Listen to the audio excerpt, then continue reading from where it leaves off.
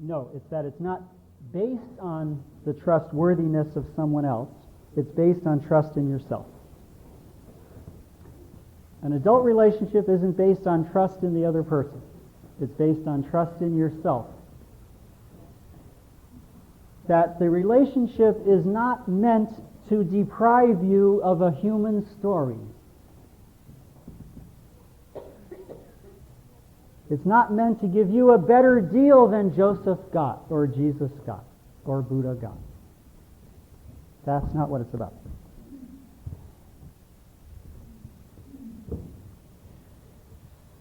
Okay, other questions? All right, so now let's take a look at intimacy. And I need to define it in terms of a number of parts. I'll start with this quote by Ben Shea. Intimacy does not make us lose ourselves, but stops us from being lost in ourselves. And I would begin by saying that intimacy is, first of all, the ability to give and receive. Give what? Give yourself, give your feelings, give your truth. Communicate your feelings, truth, your affection, your attention, your acceptance, compassion, forgiveness. That's the giving and receiving. And this presumes a this sounds like a Hallmark card, but it isn't. Because this presumes a very high degree of emotional maturity. You'd have to feel safe enough to let somebody in. That's the hard part, the receiving. And it's almost impossible for those who were severely abused, used, or endangered in their original experience of life.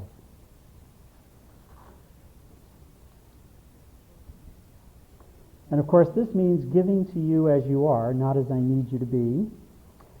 This is not I give to you only if you fulfill your part of the bargain. This is I give to you just as you are. And of course, behind this might be a fear of giving. I'm afraid that if I give, I'll thereby lose. I might have nothing left, as the poem by Francis Thompson says. Yet was I sore adread, lest having him, I must have naught beside. I was afraid that if I have you, if I give myself entirely to you, I won't have anything else. I'll give up all my other options. That's the fear of giving, because in true giving, that would never happen. You'd be able to give yourself everywhere, because the more you give, the more you have, as Juliet said. The more I give to thee, the more I have. The both are infinite. So I can tell you about me, and I can give you my truth, and I can also show you my feelings. I can cry in front of you. I can feel safe in front of you to show my fear. I can let you see that I'm not all that I'm cropped up to be. And I don't hold things back. With regard to receiving, many of us have a fear of receiving. That fear of receiving might take the form of avoiding eye contact, being very picky so that you can't be surprised or given a gift because you only have to have certain things. You can't be both a sex partner and a friend. You can't receive touches. You immediately sexualize them. You are preoccupied with sports or a computer or television or your job. You can't let in constructive criticism because of your inflated ego. You can't let someone give to you unless you make sure you give the same exact thing to him or her. When the person hugs you, you tense up. These are all examples of the fear of receiving. You're unable to listen for more than 1 minute before you start telling your story. You're so self-sufficient that you never need help. Rigid, constricted, shut down.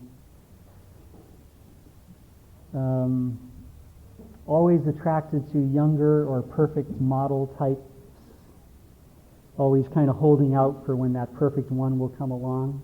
That kind of person is afraid of receiving the reality of a human being. have to go out for a cigarette. Many people welcome the concept of don't smoke in the house because it means I can get away. Yeah, I can't smoke in here, I'm going to go out. I want to go out. I need to get out. So as soon as they can't stand you anymore, they have to have a cigarette. Now, so this ability to give and receive could be held up by fear of giving or fear of receiving, and I want to be sure that we look at this with compassion. The only way that anything can be looked at authentically, anything human that is, because can't give doesn't necessarily mean stingy,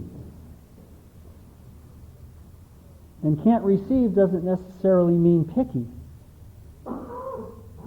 It could be that there's great distress and pain behind this inability to give or receive. Everybody follow? Let's use an example, which is money. Money is a means of exchange, so it has to do with giving and receiving. You give someone money and you receive something in exchange. When you have a healthy attitude toward money, money is only one thing. A tool. A tool for getting what I want. It's not a symbol of emotional goods. It's just a tool. It's like a fishing rod. Now, let's say you're in a relationship with someone who has a problem with money, such as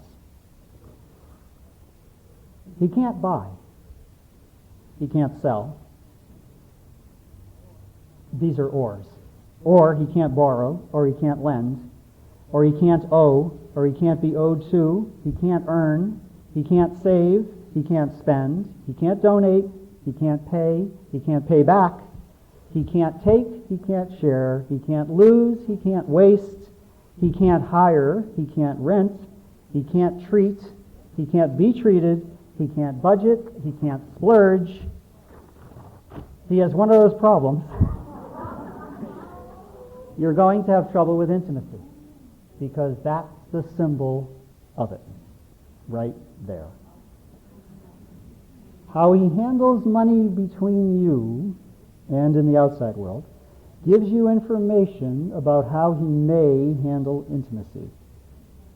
He might be using money as a way of holding you, or using money to manipulate you. He may be trying to get what he hasn't paid for. Besides just the simple issue of not being independently able to take care of himself financially, so that he wants you to take care of him. So you see how this issue of giving and receiving can come through in the form of money. Everybody follow? So our work here would be to find out how does one give and receive, and it's very simple. There's a simple way to give and receive. All you have to do is ask for what you want and ask the other what he or she wants. What do you want? It's as simple as that. Because asking combines letting go of the importance of a yes and being vulnerable to a no, and that's intimacy.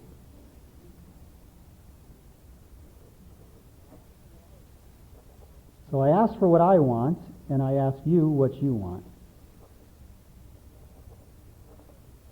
To ask is to give yourself away and to receive the other's free response. I gave myself away by asking for what I want. I made myself vulnerable, and of course you can say no. When I control and demand and manipulate, I might be afraid of getting a no, so I just make you do what I want.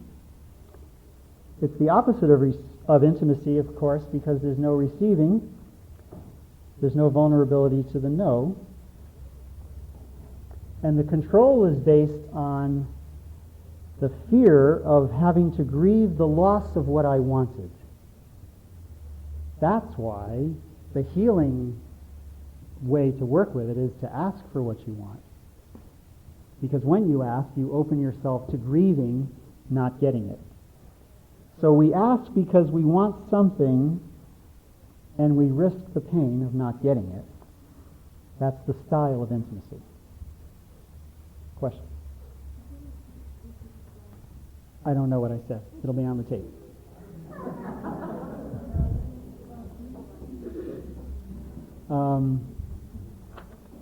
Let's see.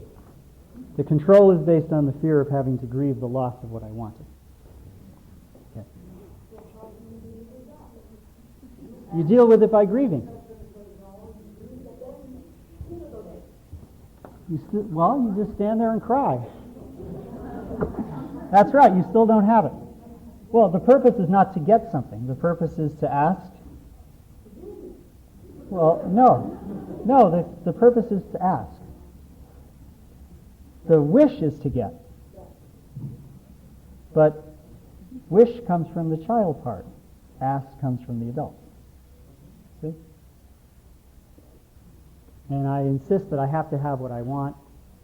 That's more like the child in a temper tantrum than the adult style. So I ask for what I want and I accept that I might not get it. Sounds very nonchalant put this way, but you know there's a lot of pain behind all this. Now, the distress I have in giving might be based on the sense that comes all the way from childhood that something is owed to me and I won't be getting it, and I didn't get what was mine, for instance, attention, in childhood, and now I have a sense that people owe me. This can lead to this distress in giving because they're supposed to give to me. The distress in receiving could come from the sense that I owe something. So I have to keep giving since I owe. And this sense of owing goes all the way back to childhood. And of course, people give and receive in different ways, so parity is not necessary in love.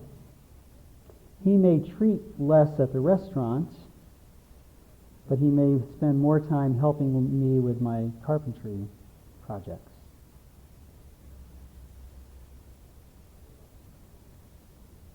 Or he may do less physical work, but spends more time simply being with me, reminding us of Jesus' comment to Martha, who was busy with the housework, while Mary, her sister, simply sat with Jesus and visited. She loved to be with him and listen to him, my type of person. And he said, Martha, you are worried about many things, but there's only one thing necessary, and that's what Mary chose. Just to be this way, just to be intimate this way, and to mirror back and forth with your spiritual power. Okay, everybody follow? Question? You have said it all. Well, I want to make one more comment about this. I am Capricorn, and I once heard a definition of Capricorn, which I would like to share, since it fits with this that we're talking about. He won't take you to Niagara Falls for your honeymoon, but he will take you to the Taj Mahal for your 50th wedding anniversary. Get the idea? All right. So let me just say a word about the childhood background of this. There were emotional goods such as attention, acceptance, affection that we did not receive in childhood, though we desperately wanted them. The things we did not receive left a black hole inside which can't be filled. It's insatiable. The original deprivation in childhood turned into insatiability in adulthood. There were emotional goods that we did receive, such as attention, affection, and so forth. Those we took in and rested in and received so much of that now we only have a moderate need for those things. In other words, we can be fulfilled. So the original satisfaction leads to moderation.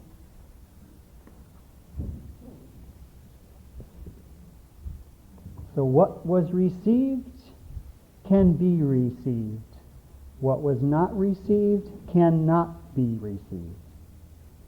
So in a case like this, the only thing we can do is grieve what we did not receive, do the work of self-parenting, so you reparent yourself, bring yourself up to date so that now you have received from yourself what you were originally deprived of in your parental environment. And as a result, you can now be like those who have received and are satisfied, except your satisfaction came in adult life, but that doesn't matter because it still came, and now you can receive moderately. So we received the capacity to receive when our needs were met. Not only were they giving us the fulfillment of our needs, our original caregivers, they were even giving us the capacity to receive them moderately in the future. Once you understand this concept, everything makes sense about relating. What you originally received installed the capacity to receive these things moderately. What you were originally deprived of carved out a black hole inside which can never be filled by any other person. It can only be grieved and then filled with one's own self-nurturance to bring one back up to par, and only then can you be with somebody else and receive in an adult way. The unmet needs of early life are not meant to be met by the new adult in your present life, but instead to be the prime matter of your work on yourself. The unmet needs are to be grieved, not met. They're only met after you grieve. So if I never did get this straight, if I never did know this, and I went into a relationship looking for the attention that I didn't get before, or looking for the affection that I didn't get before, craving it, being starved for it, but insatiable, can't get enough, even too much is not enough. If that's my condition, then I'm looking for what I can't get. Please give me what I can't receive. That's the message, the skewed, confused, crazy-making message that you uttered when you said, I do.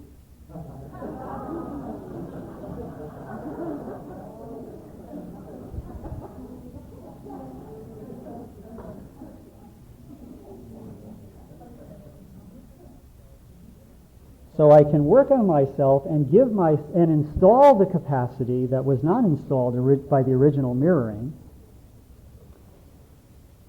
and sooner or later realize that an adult relationship is too fragile a vessel to carry the cargo of childhood.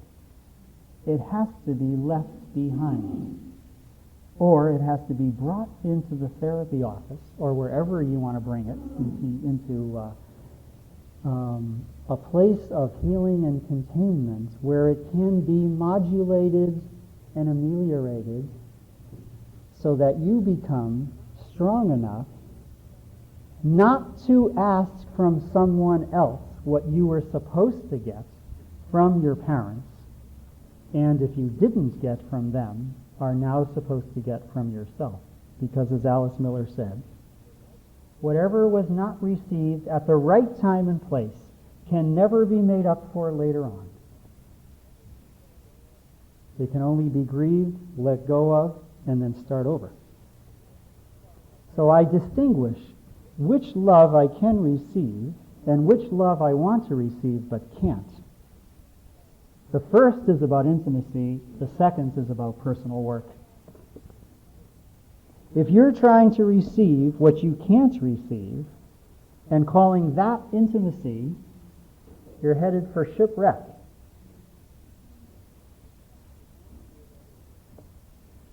It can only be about what you can receive. So now you're starting to see the depth of the ability to give and receive. Look back at those original words. Don't they mean a lot more now than when I first said them? So that's what we're up to here. I mean, the waters are just this deep. Okay, questions on this? Good. That's just part one. I have 6 or 7 parts. Oh, it feels so good. I have real intimacy now. But ask yourself, will it meet these qualifications that we're laying out here? Because it seems like you agree with the first one. Right? Second one is very simple. I can tolerate love and anger at the same time from the same person. And I can be angry at you and still love you. And you can be angry at me, and I believe you still love me. I'm referring to what in object relations is called object constancy, which means the object, that is the person that you're looking at, can move away and will return, and I will still trust the comings and goings without fear. You can go away from me, you can distance yourself, you can be angry at me, which is a form of distancing, and I'll still believe that you're with me, just as the toddler believes that the mother who is now in the kitchen while he is in the living room still does exist.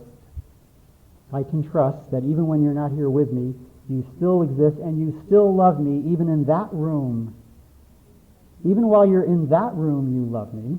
So even while you're in the room in your psyche that has anger in it, you still love me. And the real relating includes this being with and standing against at the same time. So that's the toleration of anger and love. But of course, to tolerate fear and love at the same time is abuse. That's not part of intimacy. Okay, everybody follow on that one? Question? Yeah. Fear, to feel love and fear at the same time. I love you, but I fear you. Of course, it can't really happen. But that's abuse. So you can tolerate anger and love at the same time, but not fear and love. If you fear the person that you're with, then you're probably in an abusive situation. Whereas it isn't abusive if the person is expressing anger, but you really still trust the love. Okay, next. In real intimacy, you can feel in your body an engaged focus on you. This is what I meant by someone who's giving to you from within himself, as opposed to being so needy that he simply hangs on you and seems to be giving, but really he's only satisfying his own needs. Okay, the engaged focus, I hear you, I can see you, you're primary in my life.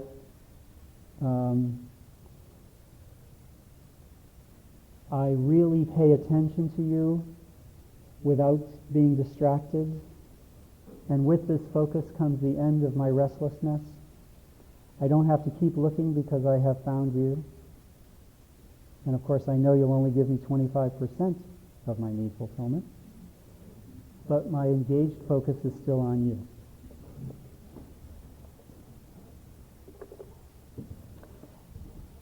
And 4, I value you even when you don't fulfill my needs. Mother is out hanging the clothes. Toddler is on the back porch. Needs to be changed. Needs aren't being fulfilled, but I still value Mother. She's just not available at the moment, but she soon will be. So I value someone for more than need fulfillment, and I maintain the relationship during periods when my needs are not being met. How long is that period? 30 days. Before I take action and start working on it, not leave, but start paying attention and work on it. So here's where I really bring in my thing about the 25%. And only 25% of your need fulfillment is supposed to come from your partner. The other 75% comes from your support system, your career, your spiritual program, your friends, your family, yourself, the whole world around you.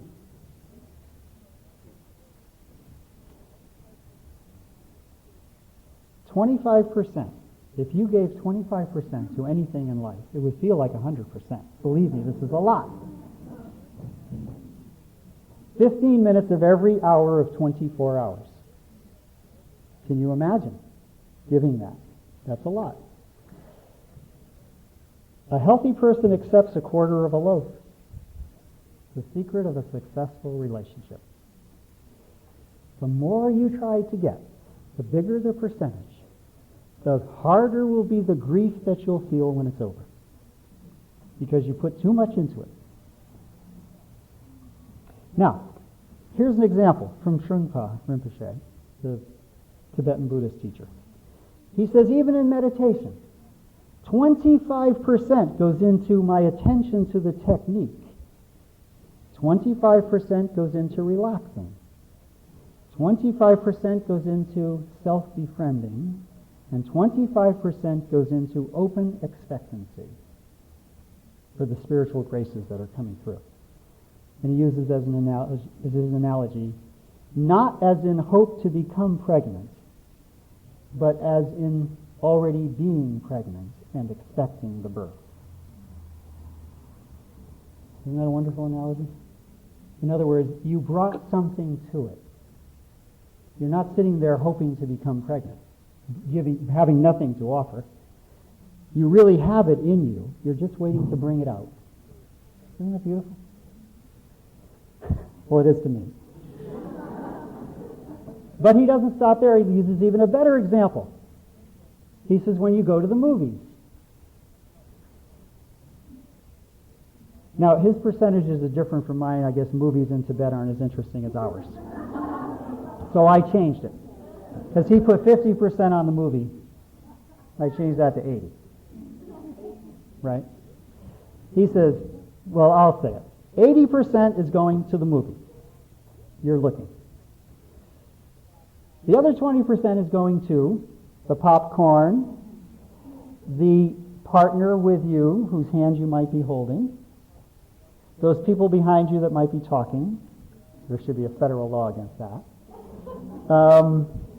And actually, the whole combination is what creates the pleasurable experience. The popcorn, the partner, the the movie, not just you and the movie. That wouldn't go. You can't bring partners in here.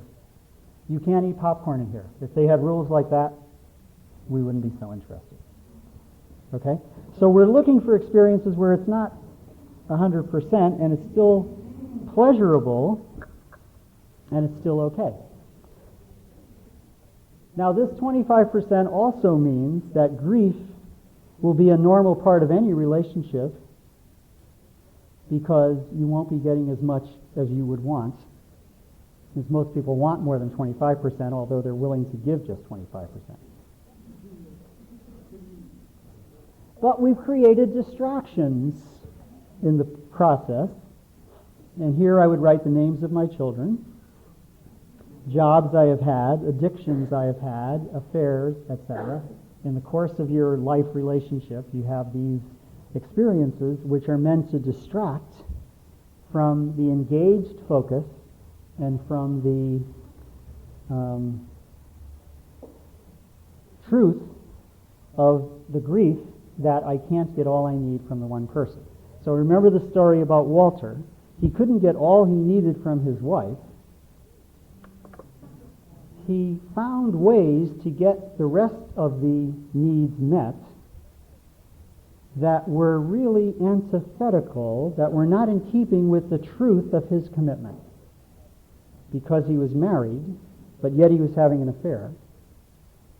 So he didn't find a way to incorporate the 75% healthily. He found a way that was underhanded. So what we're trying to do here is we're trying to let ourselves be truthful about how we do this. Let our partner off the hook, since inadequacy is a given for all human beings, including ourselves, and since nobody was expected to give more than 25% anyway. The love poem of the 6th Dalai Lama. I ask so much of you in this brief lifetime, perhaps we will meet again in the childhood of the next, he says. And couldn't we say that too? I ask so much of you in this brief lifetime, perhaps we'll meet again in the childhood of the next. And the 5th characteristic is playfulness. This is part of intimacy. So this is where we talk about the needs of the inner child, that it's not just an adult-to-adult experience. The child I spoke of at the beginning of the class also has to be able to come out, and when a relationship is serious, there's a problem because serious is another word for pain. Nor is a relationship meant to be a platform for constant work. If you constantly have to work on it, it's not working. If you work on it and it gets better and remains better for a few years and then has to be worked on again, that's fine. But if it's work, work, work from beginning until end, then the end should have already happened.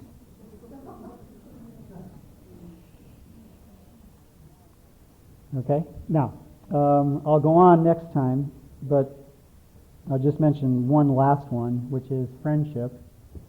That in real intimacy, you genuinely like the other person. There's no I love you and I don't like you. There is such a thing as I love you but I don't like you right now. Or, I know I'll like you again later, but I don't like you now. That's okay. But when you genuinely don't like the other person, then you haven't got intimacy or love. Not really. Okay, any final questions? I hope you don't think I'm being too hard on you. Actually, I have, I guess it wasn't 6. I actually have maybe 9 or 10. Anyway, I'll finish them up next time. Any questions? Okay, I would like to end with this poem by E. E. Cummings, which is a love poem that has a little bit of humor in it, since we started out with that subject.